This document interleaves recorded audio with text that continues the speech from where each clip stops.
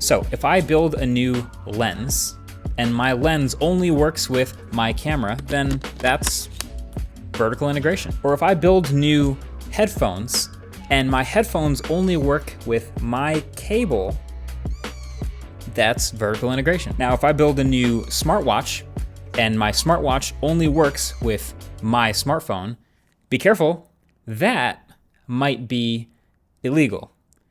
That's a bit of an oversimplification, but let's talk about it. So this is a developing story and will continue to develop for years, but I feel like it all comes down to something that I've at least noticed in talking to all these big companies, all these very public, multi-billion-dollar companies. They always have two reasons for any public-facing statement that they make. There's the reason for the public, and then there's the real reason. So there was just some news this past week of the US Department of Justice suing Apple, saying that they are an illegal monopoly in the United States, the iPhone specifically. Now, whenever there's legal proceedings, obviously things get very complicated, and I won't even pretend to be diving into this at a super deep level, but this is also interesting to me because of all the stuff with the things that we talk about every day with just smartphones and gadgets. And of course, this is a pretty US specific thing. Like obviously they're being sued by the US, but also their dominance. Apple, the iPhone is the most popular in the US. So I think these are some numbers we should keep in mind. In the US, the iPhone is at like 60% market share, and it's even way higher, up near 90% with young people. Like it is ridiculously dominant. But worldwide, the iPhone is at about a 25% market share. So the iPhone is specifically trending towards a monopoly in the United States. So here's where it gets really interesting. I would like to live in this analogy for this video, which is you've heard about people describing Apple's ecosystem as a walled garden before. This could not be more true, right? There's this really, really nice, beautiful, luscious garden, and in the middle of that garden is the iPhone. And it has these really tall, thick walls all the way around it. So in an ideal world, right, you are just picking between different options for a product based on its merits, based on its features. So you just look at the whole lineup and you go, yeah, I like this one the best. And that's how you make your choice, right? Sick. But with this one, the claim is Apple is making it really, really difficult once you've chosen theirs to ever switch to anything else. So with this analogy again, it's really the walls of the garden that we have the issue with. So I'll do two examples. So take the Apple Watch, right? This is one of the examples in the Department of Justice's 88-page PDF that they've submitted. The iPhone and the Apple Watch work perfectly well together and only together. It's a feature, it's by design, that's how they are. So two parts of that are sketchy. One is the Apple Watch works really well with the iPhone in a way that no other smartwatch can. And two, the Apple Watch does not work with any other smartphone. So look, I don't think it's a surprise that when Apple built a watch, they gave it all kinds of integrations with the iPhone so you can see them working perfectly together. You can see and dismiss your notifications, you can reply to messages, track your fitness. You can even use it as a shutter for your iPhone's camera. All these features that they just plug right into the iPhone. They work great. And I think that's even what Apple would tell people. They would agree, like this is how we made it so that they work amazingly well together. This is vertical integration. It's awesome. But there's also the real reason. Because the truth is now, if you try to use any other smartwatch with the iPhone, you just don't get nearly as many of those useful features from being super well integrated. If you try to use like a Garmin smartwatch, for example, you don't get the viewfinder for the camera. You don't get the fitness tracking through Apple Fitness. You don't get quick replies. You don't get even image previews for your text messages. You don't even get to choose which apps show you notifications. It's just all or nothing. So if you choose an iPhone, then next when you're looking for a smartwatch to buy, there's kind of only really one good full-fledged option, which is the Apple Watch. This is also true, by the way, to various degrees with AirPods and AirTags and various other things in Apple's ecosystem, because they all are great when you have an iPhone and work super well with it, but work horribly or not at all when you don't. So that is part of that's the walls around the ecosystem that make it really hard to leave. Because if you now want to switch from the iPhone to the Android phone, you're not just switching phones, you have to now get a new phone and a new watch and new headphones and a new tracker and all this stuff because they all worked so well with the iPhone and so horribly with anything else. So that is a real barrier to people leaving this ecosystem once they get into it. So another example is the whole blue bubbles and green bubbles thing that they do. I've already made an entire video about this dynamic. If you haven't already seen it, I'll leave a link with a like button below if you want to watch it. But basically today, when iPhones message other iPhones, they have tons of features and typing indicators and high-res media, and those are blue bubbles. And when they message Android phones, it falls back to SMS, which is slow, low-res, unencrypted trash. That is green bubbles. And Apple just refuses to make iMessage work on Android. The Department of Justice actually literally references a video of Tim Cook on stage at a conference where he says this. It's tough, not to make it personal, but I can't send my mom certain videos or she can't send me certain videos. And so we leave Buy your mom an iPhone. All right.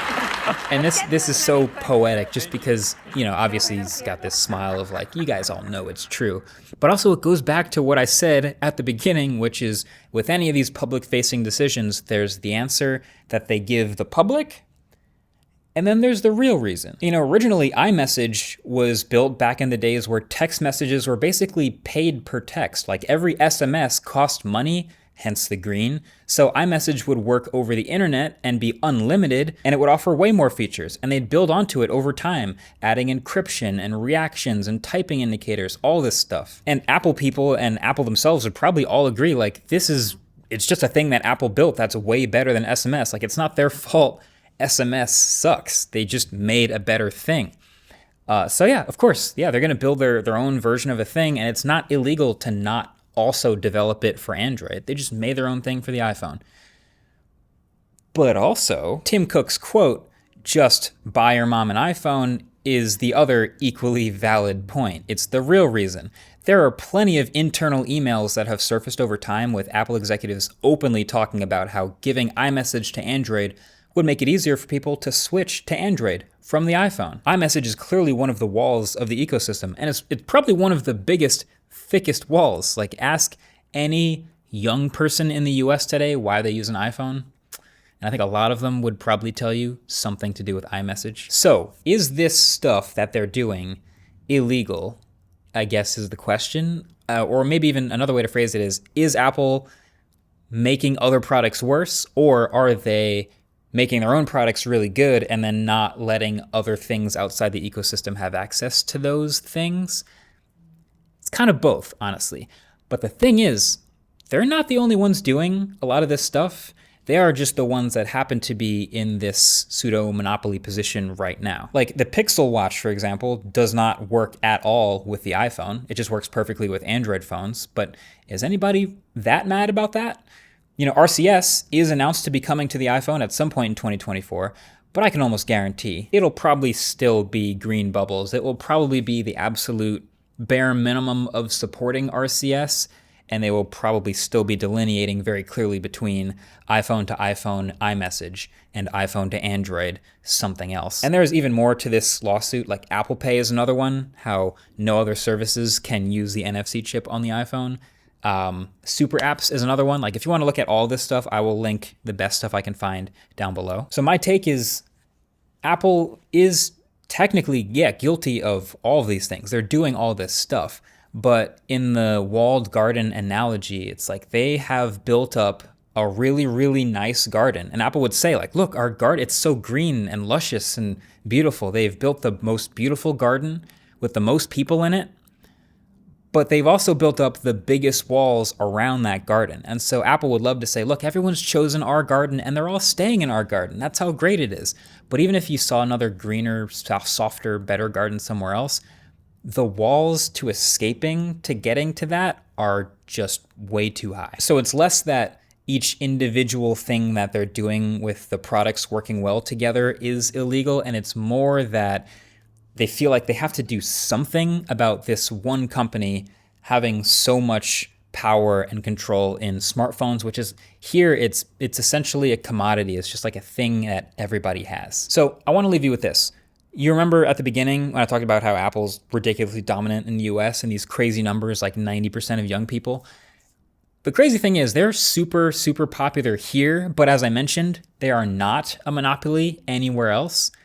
And why? Why is that true? How are they so popular here and they're doing all the same stuff in other places, but they're not a monopoly in other places? And so I think of China, for example. China is another huge smartphone market where WeChat is kind of like this super app. It's a huge thing. Like it's messaging, it's payments, it's also calling a taxi and also paying your bills and ordering food, groceries. Like WeChat is everything. So just as long as your phone has WeChat, then the rest is kind of doesn't really matter. It's up to you. And so in China, there's this incredibly vibrant, innovative landscape of all these smartphone manufacturers competing like crazy, like Huawei, Xiaomi, Oppo, and iPhone is in there too, but they're all just competing ruthlessly with hardware features and with other stuff to try to get your attention to maybe pick their phone.